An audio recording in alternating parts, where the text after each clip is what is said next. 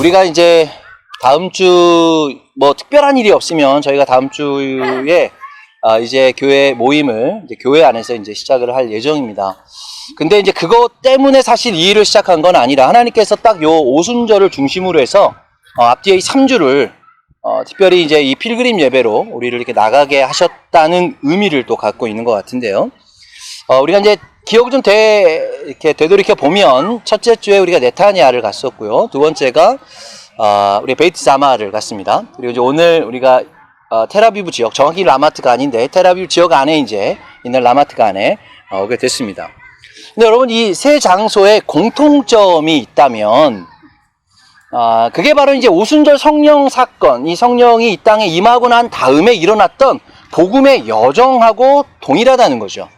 우리가 처음에 그럴 의도는 아니었는데 우리가 이렇게 다니다 보니까 여러분 혹시 우리가 이제 내려오다 보면 텔아비브 공항을 이제 오른쪽 편에 끼고 아마 지나오셨을 거예요. 근데 그 공항의 맞은편 왼쪽 편에 있는 지역이 어디냐면 우리 성경의 루타라고 하는 지역입니다. 지금의 이제 로드가 되는 거죠. 그리고 난 다음에 이제 오늘 본문이 나오는 요빠 지역에서 오늘 베드로가 또 오늘 성경의 사건이 있게 되고, 그리고 난 다음에 이제 사도행전 10장으로 가면 바로 이제 가이사랴로 또 들어가게 되죠. 오늘 이제 또 가이사랴 지역 이 네타냐 쪽에서 이제 올라오셨는데, 그러니까 이게 이제 우리가 첫 번째 네타냐로 갔다가 그 다음에 베이트 자말이라고 하는 베세메스 지역, 이제 루타하고 지금 요 사이에 있는데 그 내려오는 여정의 바로 또 지역과 이제 오늘은 그 가운데 있었던 이 요빠 지역에서 함께 예배하고 있는 것이죠. 사실 이번 주에는요, 원래는 오랜만에 한번 하도 서쪽으로 내려가니까 동쪽으로 한번 가보려고 김진아 목사님하고 우리 범수 집사님하고 이제 동쪽 편으로 답사를 다녀왔어요. 에임 마부아에 가려고. 근데 제레미 전사님 원래 에임 마부아 가려고 하다가 에임 프라세 갔죠, 그죠? 한번 이제 애들도 있고 해서 가까운데 물이 있는 곳에 갔으면 좋겠다 이런 생각이 들어가지고 갔는데요.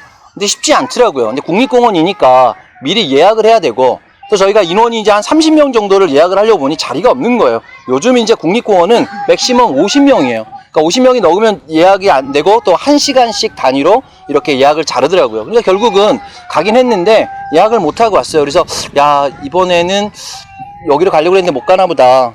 근데 이제 지금 와서 제가 생각해 보니까 그렇게 해서 약간 이제 차선책으로 우리가 요빠에 왔는데, 근데 하나님께서는 우리가 동쪽으로 가는 걸 원하시지 않으셨는 것 같아요. 계속 저 서쪽을 향해서 계속 뭔가 내려가기를 원하셨던 마음이 좀 듭니다.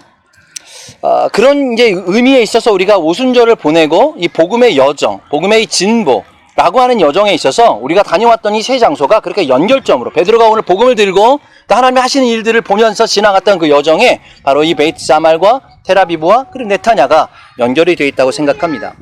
여러분들 이제 이 세 장소에 또 한 가지의 이제 공통점이 있다면 다 베이트라고 하는 것이죠. 첫 번째가 우리 베이트남이었고, 두 번째가 베이트 자말이었고, 오늘의 이제 제목이 바로 베이트 다비타입니다. 다비다의 집이라고 하는 의미를 갖고 있는 거죠. 이 세 집에 공통점이 있다면 저는 개인적으로 베이트 소드라고 생각해요. 숨겨진 집, 비밀스러운 집. 성경에 수많은 집들이 나와요. 성경에 수많은 사건들이 있었던 장소들이 나오죠. 그러나 이 지금 우리가 이야기한 이 세 장소의 특별한 의미는 성경에 자주 등장하진 않지만, 성경에 어떤 특별한 사건과 어떤 대단한 우리에게 잘 알려진 사건과 등장하지 않지만, 하나님의 숨은 의도와 하나님의 숨은 사랑과 하나님의 숨은 그 계획들이 이 장소 안에, 이 베이트 안에 담겨져 있다는 생각을 하게 됩니다. 그런 의미에서 오늘 우리 세 번째 마지막 집인 베이트 다비타라고 하는 이 장소에 우리가 왔습니다. 여러분 지금 이제 이 사도행전 이제 9장으로부터 10장으로 넘어가는 요 사이에 그러니까 성령의 사건들이 있고 난 다음에 놀라운 복음의 확산들이 있었어요. 근데 그때에 이 이스라엘 땅에 일어나고 있는, 그리고 이제 교회들이 세워질 때에 이 교회들의 성령의 역사가 일어난 다음에 그 상황을 어떻게 표현을 하냐면 사도행전 9장 31절 말씀에 이렇게 이야기를 합니다. 그리하여 온 유대와 갈릴리와 사마리아 교회가 평안하여 든든히 서가고 주를 경외함과 성령의 위로로 진행하여 수가 더 많아지니라. 여러분 지금 분명하게 한 구절 말씀으로 그 당시에 이 일들이 있고 난 오순절 성령 사건이 일어난 다음에 이 지역에 놀라운 지금 복음의 확산들이 일어나는데 그거를 한 문장으로 이렇게 표현해요. 모든 교회가 평안하고 든든히 서가고 주를 경외함과 성령의 위로로 그것이 진행되어졌다. 여러분, 그것이 이제 우리 예루살렘 교회에 있기를 소망합니다. 아마 이제 우리 오순절뿐만 아니라 우리가 이제 거의 4개월이 됐더라고요. 이 4개월 만에 드디어 이제 우리가 다시 예루살렘으로 올라가는데, 이 가운데 우리 안에 무엇이 남았느냐? 제가 그전에도 계속 설교 가운데 우리가 코로나가 중요한 게 아니라 이 포스트 코로나 이후, 코로나 이후에 우리 안에 뭐가 남을 것이냐라고 할 때, 오늘 지금 이야기한 것처럼 모든 교회가 평안하고 든든히 서가고 그 안에 하나님의 그 경외하심과 그리고 성령의 위로함이 우리 안에 가득하기를 그렇게 다시 한번 축복하며 나갑니다. 여러분, 오늘 사도행전 9장 말씀에 보면 루따라고 하는 지역, 이제 우리 베드로가 지금 루따에 도착을 했습니다. 아까 말씀드린 대로 루따는 지금의 로드 지역이에요. 여러분, 혹시 로드 지역을 가보신 분들이 계시나요? 사실은 로드를 거의 갈 일이 없어요. 특별한 게 없어요. 거기에는 그리고 뭐 지나가는 게 루트에 걸리는 것도 아니고. 근데 사실 이제 기독교 역사 가운데 이 로드는요 굉장히 중요한 의미를 갖고 있습니다. 여러분, 로드에 가면 뭐가 있냐면 그 성조지 교회가 있어요. 교회가 딱 하나 있는데, 물론 이제 정교회이긴 하지만 이 정교회 갖고 있는 의미가 뭐냐면, 여러분 혹시 이스라엘의 뭐 정교회라든가 캐톨릭 성당에 가보면 항상 이제 벽화, 우리 성화들이 많이 있잖아요. 그 성화 가운데 항상 자주 보는 성화 하나가 뭐냐면 세인트 조지 성화예요. 그 말을 타고 창을 들고 용을 찌르는 장면의 그 성화 많이 보셨죠? 그 사람이 누구냐면 이제 조지라고 하는 이제 세인트가 된 거죠. 그 사람의 고향이 어디냐면 바로 로드입니다. 그래서 이제 그 장소, 그 태어났던 그 고향, 그 장소에 세워진 정교회가 지금도 이제 있는 거죠.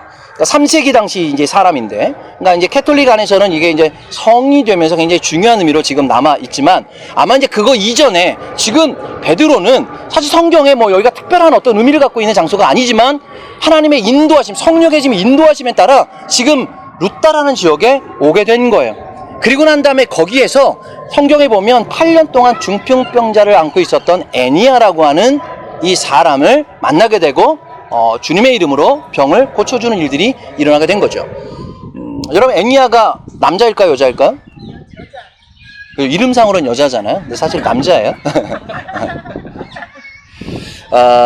여러분, 오늘 이제 이 성경에 이 애니아를 고쳐주고 난 이후에 바로 오늘 이 9장 34절 말씀의 사건이 시작이 됩니다. 당시 이제 요빠에, 지금 우리가 있는 이제 이 지역이 텔아비브죠. 라마트간에, 그리고 이제 저쪽 해변 쪽으로 이제 가보면 요빠라고 하는 지역이 있죠. 그 요빠에 누가 살고 있었냐면 다비다라고 하는 여인이 살고 있었던 거예요. 근데 성경에 보니까 이 여인을 이제 설명을 할 때 좀 복잡하게 이름을 좀 설명을 하고 있습니다. 첫 번째로 뭐라고 하냐면 헬라어로는 도르가다. 그리고 아람어로는 다비다였더라. 여러분, 히브리식 이름이 있었는데 히브리식 이름이 뭐냐면 쯔비아입니다. 여러분, 혹시 유대인 여자 이름 중에 쯔비아라는 이름을 들어보셨나요? 몇 명 있어요. 아주 많지는 않은데 이게 좀 우리도 이제 이름을 들어보면 그 사람의 세대를 좀 알 수 있어요. 여기에 이제 젊은 세대들은 다 예자가 들어가잖아요. 예진, 예은, 예인이. 그 당시에 부모님들 세대는 이 아이들이 예루, 예린이 뭐 이런 세대들, 나름 이 아이들이 예수님의 아이들이 되기를 소망하는 마음으로 지었잖아요. 그러니까 요즘은 이제 조금 더 어린 세대들은 이제 히브리식 이름들을 많이 넣죠, 그죠? 뭐 라헬이, 뭐 라임이, 하임이, 뭐 이런 네, 많이 이제 넣는데, 그런 게 이제 세대들을 좀 반영하는 이름들 같은데, 이 찌비아라는 이름은 사실은 지금으로서는 굉장히 어른 세대들, 할머니들이 이제 있죠. 근데 뭐 그 당시에는 성경에 나이가 나와 있진 않으니까 지금 다비다라는 여인이 얼마나 나이가 들었는지는 사실 정확히 알 수 없지만, 히브리어 이름으로는 쯔비아, 그리고 지금 아람어로는 타비타라고 하는 이름, 그리고 이제 헬라어로는 도르가라고 하는 이름이 나와요. 왜 이렇게 복잡하게 한 사람의 이름을 써놨을까? 아마 성경을 읽다 보면 그 의미들이 좀 나와 있기도 합니다. 여러분들, 이 여인의 캐릭터가 있었는데 성경에 두 가지로 표현을 해. 첫 번째, 신실한 여제자였더라. 두 번째는 그의 선행과 구제가 심히 많았다. 여러분, 성경에 나오는 유일한 여제자입니다. 여러분, 예수님께서 12제자를 부르셨어요. 그리고 난 다음에 지금 예수님이 부활하시고 승천하시고 난 이후에 초대 교회 안에서 신실하게 권위를 준 또 다른 이제 제자들이 생기기 시작한 거죠. 그 가운데 물론 더 있었겠지만 성경에 기록된 유일한 여제자라고 표현하는 여인이에요. 굉장히 특별하죠. 그 특별한 권위가 있었다고 생각이 듭니다. 그리고 이제 이 여인이 선행과 구제가 많았대요. 근데 뭐라고 표현하면 심히 많았더라. 여러분 성경에 선행과 구제를 많이 했죠. 제자들도 하고 많은 사람도 했습니다. 근데 오늘 성경에 심히 많았다라고 표현하는 사람은 거의 없어요. 히브리어는 말레라고 표현을 해요. 정말 fully 한다는 거죠. 그냥 사람 만날 때마다 그냥 구제와 섬김이 몸에 밴 여인이 누구였냐면 바로 이 도르가라고 하는 이 다비다라는 여인이 되었습니다. 여러분 우리가 성경에 여제자라고 하는 이 권위가 어떻게 해서 주어졌는지는 알 수는 없지만 아마도 이 초대교회 안에서 그 여인의 어떤 포지션, 그 여인이 갖고 있는 믿음의 어떤 경륜, 또 삶의 어떤 이 모습들을 통해서 충분히 그가 여제자로서의 자격이 되었다라고 그렇게 우리가 생각을 해보게 됩니다. 그래서 이제 그 여인이 지금 오늘 특별히 요빠 지역으로 파송이 된 거예요. 그래서 요빠 지역에 머물면서 그가 신실하게 지금 선행과 구제와 사역을 하고 있었던 거죠. 근데 그의 사역은 무엇이었습니까? 오늘 성경에 보니까 옷 만드는 일이었다라고 이야기를 해요. 여러분 옷 만드는 일이 참 쉽지 않습니다. 이번에 우리도 마스크도 이렇게 이제 다 섬겨서 만들기도 했지만 이런 거 하나하나가 쉬운 일은 아니에요. 그 당시에 또 당연히 재봉틀이 있었던 게 아니었으니까 이거 옷 하나를 만든다는 건 첫 번째 굉장히 많은 시간도 들어가고 두 번째 굉장히 많은 재정도 들어가는 일입니다. 근데 이거를 감당했다는 건 아마도 학자들이 생각할 때 이 다비다란 여인은 아마 부자였을 것이다. 그것을 누군가 후원해서 받는 것이 아니라 자기 스스로 할 수 있었던 거라면 아마도 그렇게 특별한 자기의 이 스페셜리스트의 의미들을 갖고 또 이제 부자였을 것이다라고 이야기를 하고 이제 있습니다. 그런데 그런 다비다가 오늘 본문에 보니 병에 걸렸습니다. 그리고 죽게 되었고, 그리고 그 시체를 씻어서 지금 그 제자들이, 지금 같이 있었던 사람들이 다락방에 그 시체를 이렇게 눕혔습니다. 그런 가운데 이제 루따에 있는, 여러분 여기서 루따가요 아마 차를 타고 이렇게 가보면 한 15km 정도 되는 거리입니다. 왕복으로 한 30km 정도 되는 거리니까 아마 이제 여기 있는 이 요빠에 있는 사람들이 루따까지 찾아가서 베드로를 데려왔다라고 하는 것은 아마 최소한 하루 정도의 시간들이 걸리지 않았을까라는 생각을 하는데, 이 여인을 지금 베드로를 데려다가 간곡하게 부탁을 하는 거, 이 여인이 우리에게는 어떤 여인인데 안타깝게도 병에 걸려 죽었으니 이 여인을 좀 살려주십시오 라고 지금 베드로에게 간청을 하고 있는 거죠.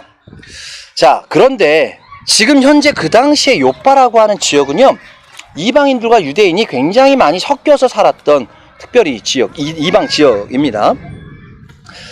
왜냐하면 오늘 이 본문에도 보면 39절에 이 과부들이 이 다비다를 부를 때는 뭐라고 부르냐면 도르가라고 불러요.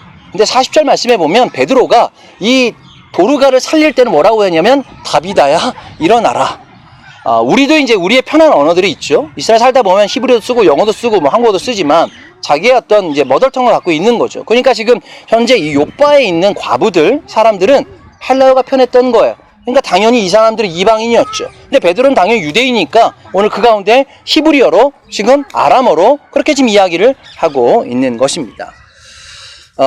다시 말해서 이곳은 과부들은 이방 여인들이었고, 그리고 베드로는 유대인이기에 이제 다비다로 그렇게 부르게 된 거죠. 근데 여러분, 이방 여인 중에 과부라고 하는 이 계층은 사회적으로 가장 취약계층이죠. 유대 사회에서 이방인이라고 하는 것, 그리고 이방인 가운데 특별히 남편 없이 혼자 살아가야 되는 여인들의 이 위치는 이방인 더불어서 이제 가장 취약한 계층이 바로 이 이방 과부들이었을 거라고 생각이 듭니다. 근데 이 과부들은 다비다와 함께 옷을 만들었습니다. 근데 오늘 이제 이 다비다가 죽었을 때 이 베드로에게 이 과부들이 무엇을 갖고 오냐면 이 속옷과 겉옷을 갖고 오잖아요. 근데 여러분, 이 속옷과 겉옷이 과부들에게 만들어준 옷입니까? 아니면 과부들과 함께 만든 옷입니까? 성경에 보면 과부들을 위해서 만들어준 옷은 아니에요. 그러니 이것이 과부들에게 지금 이 도르가가 지금 만들어줘서 섬겼던 게 아니라 그들과 함께 지금 뭔가에 아보다를 한 거죠. 그래서 이것이 우리가 지금 이런 일을 하고 있습니다. 이 다비다하고, 그런데 이 죽었으니 얼마나 안타깝습니까? 하고 지금 속옷과 겉옷을 갖고 와서 이 지금 베드로에게 보여주고 있는 장면이 되는 거죠. 그럼 최근에 이스라엘에도 남편이 없는 이제 사람들을, 우리 여자분들을 가리켜서 과부라는 표현을 쓰잖아요. 그러니까 이것이 뭐 이혼했을 수도 있고 아니면 남편이 이제 사별을 했을 수도 있는데 작년 통계인데요. 이스라엘 땅에 지금 그렇게 해서 혼자 살고 있는 여성의 퍼센테이지가 48%입니다. 굉장히 높죠. 물론 재혼했을 수도 있어요. 근데 이제 퍼센테이지로 보면 48%가 이렇게 남편이 죽었거나 아니면 이렇게 이혼을 했거나라고 하는 여인들이 굉장히 많은 거예요. 중동에서는요 가장 높은 퍼센테이지고, 그리고 사실 중동 국가 다른 아랍 국가들은 조금 낮은 퍼센테이지가 아니면 거기는 워낙 보수적인 사회에 살다 보니까 그런 건데, 그 다음에 높은 나라가 요르단입니다. 28%, 이혼율이 28%로 굉장히 높죠.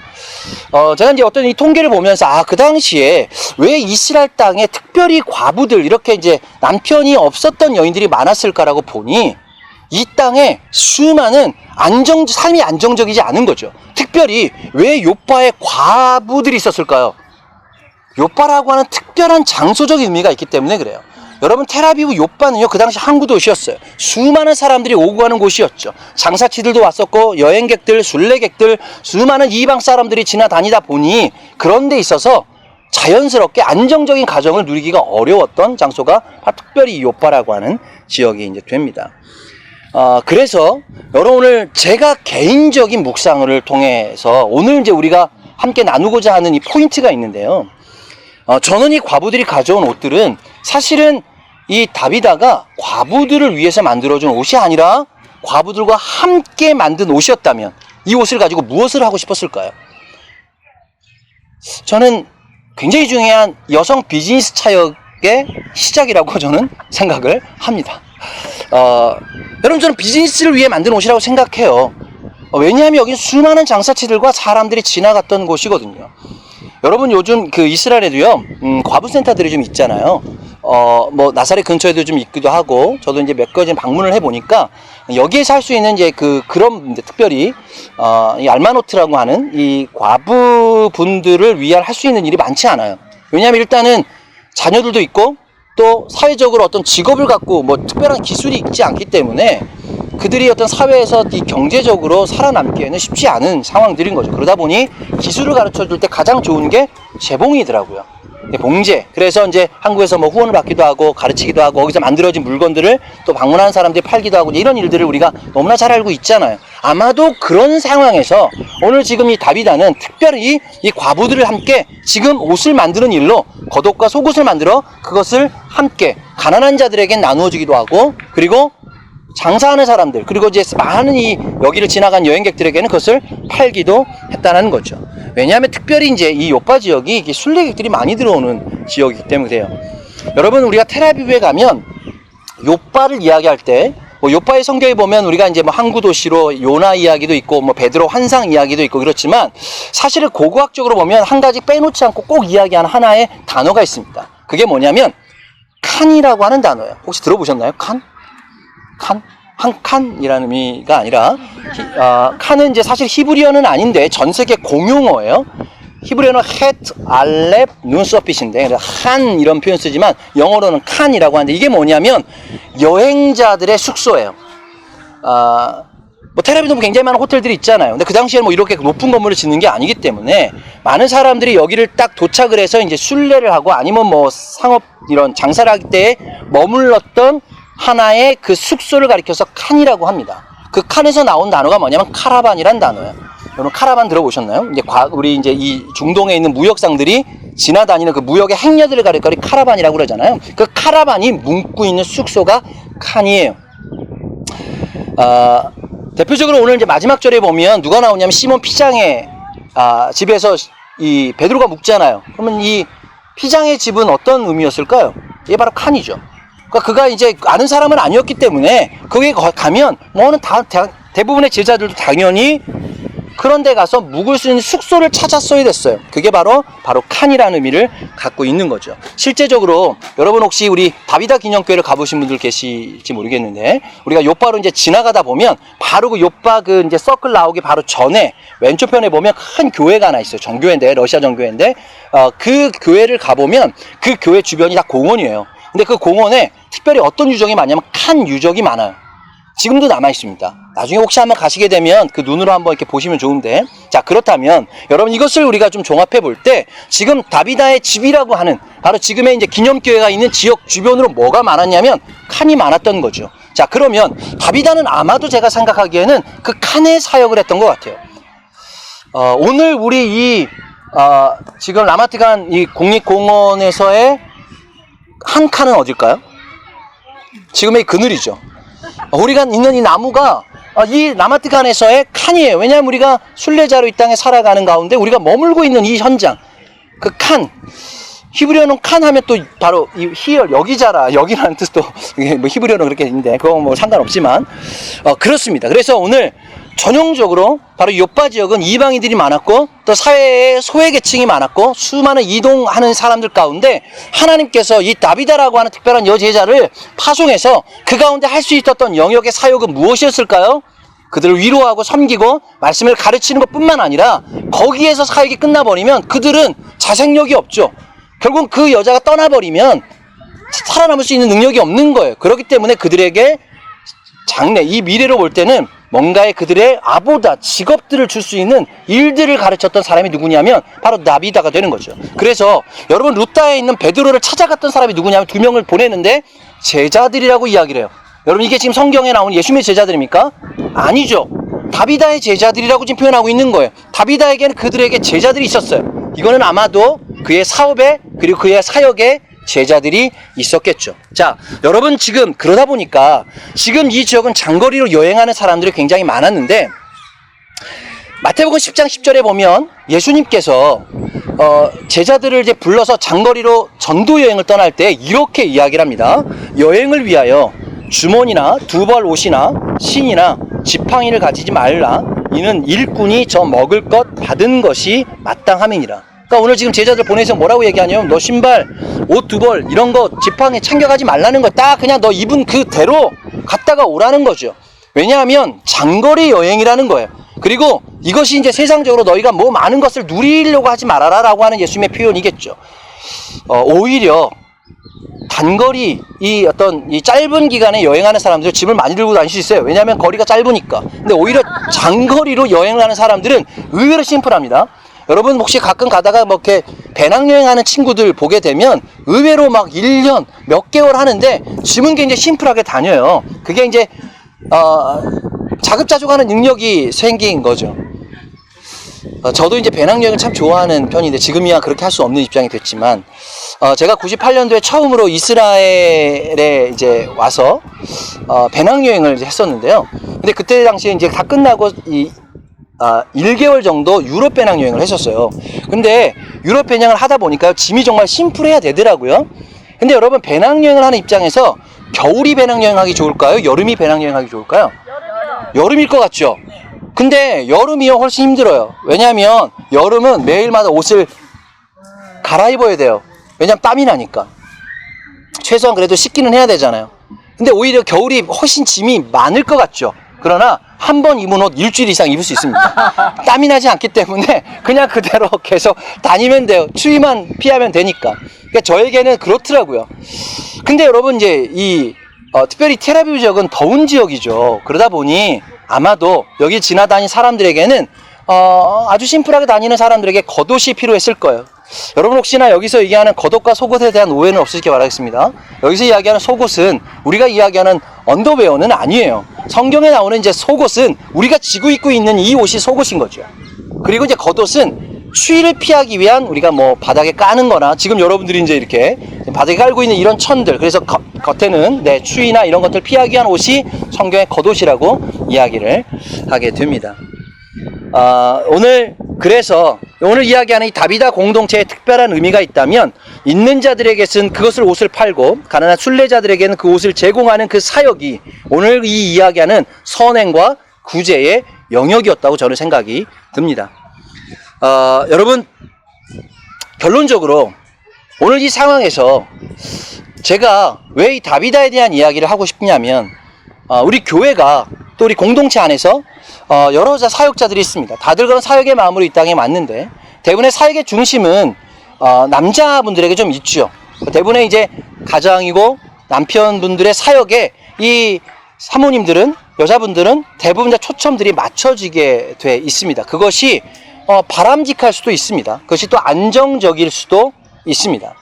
그런데 하나님께서는 오늘 성경에 나오는 이 베이스 소드, 뭔가 숨겨져 있는 하나님의 그 의미 가운데는 이런 다비다와 같은 영역도 분명히 필요하다라고 이야기를 하는 거죠. 그래서 우리 교회 안에서도 우리 여성 사역자분들의 어떤 비즈니스 영역들이 일어났으면 좋겠습니다. 지금은 아무것도 지금 보이는 것이 없지만 혼자가 어렵다면 같이 하시면 돼요. 오늘 과부들이 함께 다비다와 함께 협력해서 뭔가를 만들었다면 그렇게 해서 우리 안에서도 우리 여성 사역자분들의 그런 이 비즈니스가 정말 신실하게 일어났으면 좋겠어요. 그리고 남자분들은 집에서 우리 아이들을 보는 이런 일들이 있으면 너무 좋겠어요. 기도하고 예배하는 일을 남자분들이 집에서 좀 하고 우리 여자분들이 나가서 이런 신실하게 옷을 만드는 일들이 일어나서 좋겠습니다. 네. 맞아요. 네. 아마 제가 성경에 보니까 다비다가 제일 좋아했을 성경 구절이 뭐였을까라고 그냥 개인적으로 묵상을 해보니까 이 말씀이었던 것 같아요. 마태복음 5장 40절 말씀인데, 우리가 그 산상수훈 말씀이죠. 거기에서 누가 너를 송사하여 속옷을 가지고자 하는 자에게 겉옷까지 가지게 하며, 이런 말씀인 것 같아요. 속옷 플러스 겉옷 같이 팔아야 되는 영역 가운데 이것만 가져가지 말고 같이 가져가라. 이런 딱히 베트 다비다에 들어가면 이 앞에 입구에 이 말씀이 아마 써 있지 않았을까 생각이 듭니다. 여러분, 우리가 살아가는 현장은 굉장히 치열한 현장입니다. 성경에도 예레미야서에 보면 예레미야서가 아니군요. 느헤미야서에 보면 한 손에는 무기를 한 손에는 쟁기리라고 한 표현을 쓰죠. 오늘 지금 이 여인들에게는 한 손에 말씀을, 한 손에는 직업을 갖고 있었어요. 한 손에는 무기를 갖고 있었죠. 삶의 현장에서 치열하게 살아가는, 사회에서 정말 인정받지 못한 특별한 이 소외 계층 가운데 살아내기 위한 치열함들을 갖고 있었던 공동체였던 거죠. 그렇기 때문에 여러분, 베드로가 여러분 그렇다고 죽은 사람들 다 살려내야 됩니까? 그런 건 아니죠. 하나님의 은혜가 죽은 자들 다 살려내야 된다면 이거는 하나님의 섭리는 아니에요. 왜 근데 특별히 베드로가 이 지역까지 와서 그 안타깝게 죽긴 했지만 이 다비다라고 하는 여인을 살려낼 수밖에 없었을까요? 하나님의 은혜가 왜 거기에 임할 수밖에 없었을까요? 이것은 그 공동체가 갖고 있는 그 치열함이었던 거죠. 그리고 그 다비다라고 하는 여인이 특별히 어찌 보면 유대 지역, 갈릴리 지역, 사마리아 지역 외에, 물론 여기도 유대 지역 안에 들어가지만 변방에 속해 있는 유대인들한테는 정말 별로 가고 싶지 않은 그런 영역에, 이 땅에 신실하게 제자로서 와서 그의 삶을 바쳐서 살아갔던, 그 특별히 비즈니스를 일으켰던 이 다비다라는 여인을 통해서 우리가 다시 한번 그런 은혜를 나누고자 합니다. 그래서 여러분, 지금도 이 텔아비브가 가장 구명의 도시이기도 하고 가장 상업적인 도시가 이 이스라엘 땅 가운데 그런 이제 의미를 갖고 있는 것이요. 마지막으로 여러분, 오늘 이 다비다의 이 죽음은 그들에겐 당연히 충격이었습니다. 그때 베드로가 이 다비다를 살려내는 거죠. 오늘 40절 말씀에 이렇게 이야기를 합니다. 베드로가 사람들을 다 내어보내고 무릎을 꿇고 기도하여 돌이켜 시체를 향하여 가로되 다비다야 일어나라 하니 그가 눈을 떠 베드로를 보고 일어나 앉은지라. 여러분, 다비다야 일어나라 라고 하는 이 단어가 히브리어로 다비타 쿠미라고 하는 단어입니다. 어떤 말하고 좀 비슷하죠. 탈리다 쿠미라고 하는 단어랑 굉장히 비슷해요. 여기서 이제 중간에 베트냐 라메드냐의 차이인데, 이제 우리가 날리다 쿰 할 때 사실은 정확한 여성형이기 때문에 쿠미라고 표현을 해야 되는 거죠. 오늘 다비다 쿠미라고 하는 단어는 소녀야 일어나라. 이 지금 이 성경 말씀, 이 마가복음 5장에 나오는 이 죽었던 이 소녀를 일으키실 때에 탈리타 쿠미라고 하는 이 말과 너무나도 언어적인 유사성을 갖고 있기도 합니다. 여러분, 이 선포는 당연히 죽은 다비다를 일으키는 선포이기도 했고, 그 당시에 과부의 슬픔과 아픔을 위로하는 외침이기도 했고, 또한 요빠의 여성들로 인한 새로운 비즈니스가 일어나기를 소망하는 마음으로 베드로가 예수 그리스도의 이름으로 선포한 놀라운 명령이 다비다 쿠미라고 하는 단어가 되는 거죠. 그래서 여러분, 다시 한번 격려하기를, 우리 예루살렘 교회 특별히 여성분들 가운데 그런 주님 안에 주신 각자의 사명 가운데 그런 비즈니스 영역이 일어나기를 주님의 이름으로 축복합니다. 아멘. 그리고 우리 남자분들도, 우리 안에 모든 남자분들도 이런 영역 안에 비즈니스가 같이 일어나야 될 것 같습니다. 여러분, 성경에 우리가 대표적인 여성 비즈니스 사역자는 우리가 자주장사 루디아를 너무나 잘 알죠. 그러니까 이런 어떤 이방의 여인이었지만 그런 자들이 오늘 잘 알려진 루디아뿐만 아니라 성경에 이렇게 다비다와 같은 여인들이 있었다라고 하는 것이죠. 결국은 이 사건은 베드로를 통해서 당시의 유대 사회 내에 있는 여성의 지위, 여성에 대한 편견, 여성에 대한 이 시각들을 바꾸는 굉장히 중요한 하나의 사건이었다라고 봅니다.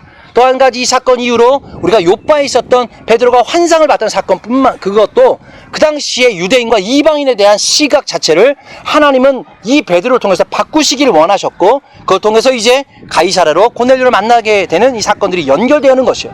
이것이 이제 이 복음의 사건 가운데 우리가 지금 이 복음의 여정으로 룻다와 이 요바와 그리고 지금 가이사랴로 이어지는 이 여정이 단순히 하나하나의 사건이 아니라 하나님께서 오늘 이 사건을 통해서 그 전에 우리가 갖고 있었던 수많은 시각들을 새롭게 트랜스포메이션하는 그 놀라운 변화들을 말씀을 통해서 이야기를 하고 있는 것이죠.